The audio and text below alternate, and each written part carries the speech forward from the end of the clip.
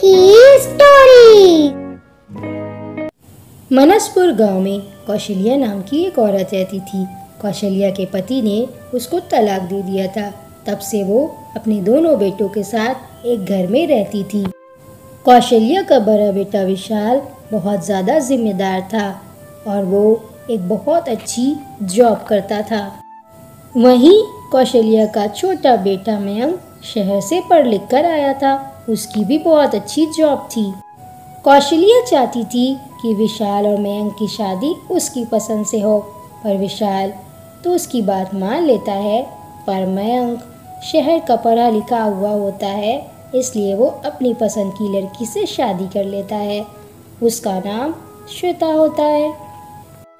श्वेता और शीतल की शादी को पूरा 1 साल हो जाता है, पर श्वेता और शीतल में एक दिन भी नहीं बनती है। भाभी, मैंने तो खीर बहुत अच्छी बनाई थी, पर ऐसा क्या हो गया उसमें जो इतना ज़्यादा नमक पड़ गया। मुझे पता है तुमने मेरी खीर खराब कर दी और उसमें नमक डाल दिया। हाँ, मेरे पास यही काम तो बचा है कि मैं तेरी खीर में नमक डालूंगी। तू ही डालकर भूल गई होगी, अब मेरे ऊपर इल्ज़ाम लगा रही है ताकि तुझे माँ जी डांटे नहीं। मैं सब जानती हूँ तुझे। हाँ भाभी, एक तो चोरी ऊपर से सीना जोड़ी। आप तो बहुत तेज़ हैं। मैं आपकी शिकायत आज अपने पति से कर दूंगी। दोनों की आवाज़ सुनकर वहाँ कौशल्या आ जाती है। तुम दोनों की आवाज़ें इतनी तेज़ हैं कि बाहर तक आ रही है। मेरे बेटे नाश्ते का इंतज़ार कर रहे हो, तुम दोनों यहाँ लड़ रही हो। श्वेता और शीतल, तुम दोनों कान खोल कर सुन लो। 5 मिनट के अंदर अगर नाश्ता नहीं बना तो तुम दोनों की आज खैर नहीं। ये कहकर गुस्से में कौशल्या वहाँ से चली जाती है और वो दोनों बहुत डर जाती हैं। वो दोनों अपनी सास से बहुत डरती थी। तभी वो दोनों सबके लिए अच्छा सा नाश्ता ले आती हैं। वाह मेरी बहुओं, क्या नाश्ता बनाया है, मज़ा ही आ गया। कुछ दिन ऐसे ही बीत जाते हैं, पर शीतल और श्वेता की लड़ाई थमने का नाम ही नहीं ले रही थी। वो दोनों रोज़ किसी ना किसी बात पर लड़ती रहती थी। ये देखकर कौशल्या बहुत तंग आ चुकी। श्वेता, तुमने पूरी दाल किचन में गिरा दी। अब तुम मुझसे लड़ रही हो। मैं नहीं साफ करूंगी, तुम ही साफ करो जाकर। भाभी, मैं आपसे कह रही हूँ ना, मैंने नहीं गिराई, बिल्ली ने गिराई है। पर आप मेरी बात का यकीन नहीं कर रही और मैं साफ नहीं करूंगी। आप ही साफ करिए। हाय राम, मैं रोज़ रोज़ के झगड़ों से परेशान हो चुकी हूँ। तुम दोनों में तो बनती ही नहीं है। अब मैं तुम लोगों से एक बात कहती हूँ। बड़ी बहू, कल से तू रात का खाना बनाएगी और श्वेता तू दिन का खाना बनाएगी। और मुझे कोई भी लड़ाई झगड़ा नहीं चाहिए। तुम दोनों अलग अलग काम करोगी और तुम दोनों बाकी का काम, एक काम तुम करो तो एक काम तुम। और मुझे लड़ाई झगड़ा इस घर में नहीं चाहिए। मुझे थोड़ी शांति दे दो तुम दोनों। माँ जी, मुझे भाभी के साथ काम करने में भी कोई दिक्कत नहीं है, पर भाभी है कि मुझ पर चिल्लाती रहती है। मैं क्या करूँ? आपने ठीक किया जो हमारी बारियाँ लगा दी हैं। हाँ माँ जी, अब से हम लोग बारी बारी काम करेंगे, क्योंकि मैं ज़्यादा काम करती हूँ और ये श्वेता कम काम करती है। अब दोनों बराबर से ही काम करेंगे। ठीक है, तुम दोनों की इसी में खुशी है तो मुझे कोई परेशानी नहीं है। अब से तुम लोग अपनी बारी बारी में ही काम करोगी। कौशल्या दोनों बहुओं को आधा आधा काम बांटकर चली जाती है। दोनों बहुएं दिल ही दिल बहुत खुश हो रही होती है कि अब दोनों अलग अलग काम करेंगी। अब दोनों बहुएं खुशी खुशी बारी बारी से अपना काम करने लगती हैं और वो सास देख रही होती है। पर जब भी श्वेता बर्तन धोने जाती तो उसकी जेठानी ढेर सारे बर्तन कर देती और श्वेता को ये देखकर बहुत ज़्यादा गुस्सा आता। मैं तो भाभी का काम नहीं बढ़ाती, पर भाभी मेरे टाइम के बर्तन में बहुत सारे बर्तन कर देती है, पर मैं कुछ नहीं बोलती। पर मैं अब भाभी के काम में टांग अड़ाऊंगी। अगले दिन जब शीतल झाड़ू दे रही होती है तो श्वेता पूरे कमरे में बीच बीच में घूमने लगती है। ये देखकर शीतल को बहुत ज़्यादा गुस्सा आ जाता है। श्वेता, तुझे दिख नहीं रहा है मैं पूरे घर में झाड़ू दे रही हूँ और तू बीच ही बीच नाच रही है। एक जगह बैठ जा और मुझे चैन से झाड़ू देने दे। भाभी, आपको इतनी सी परेशानी हुई और आप कैसे मुझ पर चिल्ला रही हैं? और आप जो मेरे वक्त में इतने सारे बर्तन ढेर कर देती है, तो उसका कुछ नहीं, मैं ढेर सारे बर्तन धोकर आई हूँ और आप झाड़ू देने में ही परेशान हो गई। ये सब सुनकर कौशल्या और उसके दोनों बेटे आ जाते हैं और कौशल्या कहती है, मैंने तुम दोनों की बारी भी बांध दी पर कोई फायदा नहीं हुआ, झगड़े तो वैसे ही हो रहे तुम दोनों में। माँ जी, मेरी गलती नहीं है, ये भाभी मेरे वक्त में बर्तन इतने सारे ढेर कर देती है कि मुझे धोते धोते पसीना आ जाता है, और ये इनकी झाड़ू में मैं सिर्फ आ गई तो इनको गुस्सा आ गया। माँ जी, मैं पूरे घर की झाड़ू दे रही हूँ और ये लड़की बीच ही बीच में नाच रही है, तो बताइए मैं झाड़ू कैसे दूँ। शीतल झाड़ू लेके अपनी सास को सब कुछ बता रही थी, तभी वो झाड़ू कौशल्या को लग जाती। अरे मेरी मूर्ख बहू, झाड़ू रखकर बात कर, मेरे मुंह पे क्यों लगा रही है।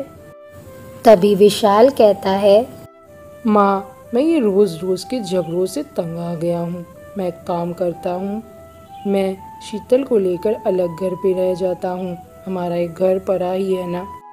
ठीक है बेटा, ये बहुत सही रहेगा। अब मेरे अंदर भी इतनी ताकत नहीं है कि मैं इन दोनों के रोज के झगड़े देख सकूं। तो इसको लेकर गांव के पास वाले घर में रह ले, जो हमारा बहुत दिन से बंद भी है। शीतल को लेकर विशाल अपनी माँ का घर छोड़ देता है।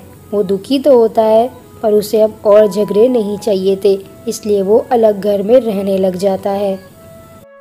कौशल्या का एक छोटा सा घर खाली पड़ा था। विशाल शीतल को लेकर वहीं चला जाता है।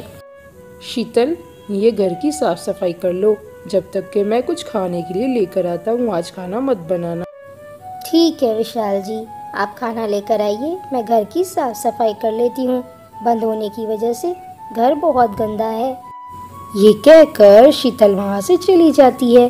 शीतल बहुत खुश होती है कि उसका पति उसे अलग घर में रख रहा था, पर अभी उसे कुछ भी नहीं पता था।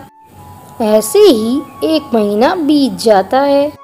ऐसे ही श्वेता को भी अकेले घर का सारा काम करना पड़ रहा था, जिसकी वजह से श्वेता को अपने लिए बिल्कुल भी वक्त नहीं मिलता था। दिन भर काम करते करते हो जाता है, ना अपने लिए वक्त मिलता है, ना मयंक के पास बैठती हूँ।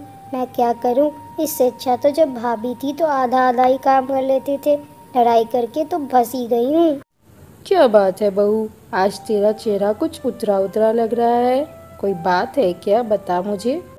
कोई बात नहीं है माँ जी, बस दिन भर काम करती हूँ ना, इसलिए थोड़ा थक गई हूँ, बाकी कोई और परेशानी नहीं है मुझे। इधर शीतल को भी दिन भर काम करने में ही लग जाता था। उसने तो सोचा था कि घर अलग हो जाएगा तो काम भी कम हो जाएगा, पर ये क्या, यहाँ तो काम और बढ़ गया। इससे अच्छा तो मैं माँ जी के घर में थी, एक वक्त आराम तो मिलता था, श्वेता एक वक्त का खाना बना लेती थी। यहाँ तो 1 मिनट की छुट्टी नहीं मिलती कि कहीं घूमने भी जा सकूं, अब मैं क्या करूं। इसलिए वो विशाल से कहती है, देखिए ना, आप दिन भर काम पर चले जाते हैं, मैं घर पर अकेले बोर हो जाती हूँ, मुझे माँ जी के घर ले चलिए ना, अब से मैं लड़ाई झगड़ा नहीं करूँ। पर शीतल, तुम्हारी तो जिद थी कि तुम्हें अलग घर में रहना है, अब क्या हुआ, काम ज़्यादा पड़ रहा है क्या। हाँ जी, दिन भर काम करते रहो, आपके पास बैठने का तक के वक्त नहीं मिलता और रात में थक कर सो जाओ, ये क्या ज़िंदगी है। इससे अच्छा तो अपना घर था, कम से कम 4 लोग और थे, बातें करते, हंसी मजाक और लड़ाई करते वक्त बीत जाता था। यहाँ तो मेरा वक्त भी नहीं बीतता और काम करते करते कमर टूट जाती है, वो अलग। आप मुझे माँ जी के घर ले चलिए ना। विशाल ये सब सुनकर हंसने लगता है और कहता है, परिवार के साथ रहने में ही खुशी है और काम भी कम करना पड़ता था, पर तुम्हें ये बात देर में समझ आई, पर चलो समझ आ गई। तुम तैयारी करो, हम लोग आज ही माँ के घर चलेंगे। इधर श्वेता भी कौशल्या से कहती है, माँ जी, भाभी को बुला लो ना, अब बहुत घर खाली खाली लगता है, मेरा तो वक्त ही नहीं बीतता। मैं आपसे और मयंक से कितनी बातें करूँगी, भाभी से बातें तो कर लेती थी। कि तभी वहाँ शीतल और विशाल आ जाते हैं। उन दोनों को देखकर सभी खुश हो जाते हैं। माँ जी, मुझे माफ़ कर दिए, मैं फालतू में श्वेता से लड़ती रही और मुझे इस गलती का एहसास भी है। श्वेता मेरी बहन, अब मैं तुझसे कभी नहीं लड़ूंगी और हम लोग हमेशा साथ में ही रहेंगे। भाभी, आप मुझसे बड़ी हैं, मैं भी आपसे सॉरी बोलती हूँ। पर हाँ, मुझे आपके बिना अच्छा नहीं लगता था और काम भी ज़्यादा करना पड़ता था। अब आप आ गई हैं, साथ मिलकर करेंगे। अरे वाह, मैं खुश हूँ कि मेरी बहुओं को अकल आ गई। परिवार में खुश रहना है तो साथ मिलकर ही रहना पड़ेगा, अकेले रहकर कोई फायदा नहीं है। शीतल और श्वेता अब मिलकर दिन भर घर का सारा काम करती थी और खुशी खुशी रहती थी। वाह भाभी, आपने इतना सारा खाना अकेले और इतना अच्छा बनाया। 1 महीने से मैंने अच्छा खाना नहीं खाया था, आज पेट भरकर खाऊंगी। श्वेता, खाना तो तू भी अच्छा बनाती है, पर तू थोड़ा शहर की तरह बनाती है और मैं गांव की तरह तड़का लगाकर, इसलिए तुझे मेरा खाना ज़्यादा पसंद है।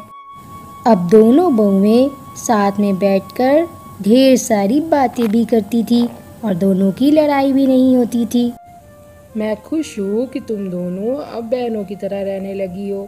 साथ में मिलकर रहोगी तो एक दूसरे का काम आसान होगा, अकेले रहकर कोई फायदा नहीं है। अब कौशल्या का पूरा परिवार खुशी खुशी साथ रहने लगता है।